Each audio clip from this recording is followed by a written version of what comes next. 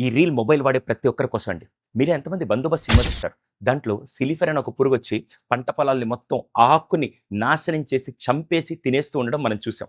అలాగే ఈరోజు మనిషి బ్రెయిన్‌ని కూడా అలాగే స్లో పాయిజన్ లాగా చంపేస్తుండేదంటే మొబైల్ ఫోన్ అండి. కావాలంటే మీరు ఒప్పుకోకపోతే మన కాన్సంట్రేషన్ కానీ, అటెన్షన్ లేకుంటే మెమరీ కానీ ఇంకా చెప్పాలంటే ప్రతిసారి మొబైల్ వాడుతున్నప్పుడల్లా డోపమైన్ హైక్ జరిగి అది మనల్ని తెలియకుండా ఎఫెక్ట్ చేస్తూ ఉంది. సార్ ఇది మాకు ప్రాబ్లమ్ తెలుసు సార్. దీని నుంచి ఎలా బయటికి రావాలి? కనీసం రోజులో ఒక గంట అయినా సరే మీరు మొబైల్ వాడకుండా మీ పర్సనల్ టైమ్‌లాగా ఉంటూ వీలైనంత వరకు ఫ్యామిలీతో గడుపుతూ అలా చేయడం వల్ల కనీసం మీ మైండ్ సెట్ చాలా బావుంటుంది. నేను మిమ్మల్ని మొబైల్ వాడొద్దని చెప్పట్లేదండి. It's completely not possible. కానీ కనీసం రోజుకి 1 గంట, 2 గంటలైనా మొబైల్‌ని పక్కన పెట్టి మీరు మీ టైమ్ కింద చూస్తూ ఉంటే బ్రెయిన్ కొద్దిగా రిలాక్స్ అయ్యి ఆ డోపమైన్ హైక్ అనేది తగ్గి బ్రెయిన్ మళ్ళీ నార్మల్ కండిషన్‌కి రాగలుగుతుంది.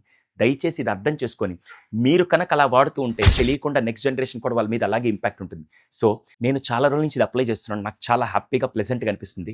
మీలో ఎంతమంది సార్ నా బ్రెయిన్ నా కంట్రోల్‌లో ఉండాలి, నా బ్రెయిన్ హెల్తీగా ఉండాలని మీరు అనుకుంటే మాత్రం దయచేసి ఈ రోజు నుంచి ఇది ఇంప్లిమెంట్ చేస్తారని మీరు రెడీగా ఉంటే కింద యెస్ అని టైప్ చేయండి. ఇది వీలైనంత మందికి షేర్ చేసి తెలియకుండా మనిషి మెదడుని చంపేస్తున్న ఆ పురుగుని మనమే కంట్రోల్ చేసుకుందాం అండి. Thank you.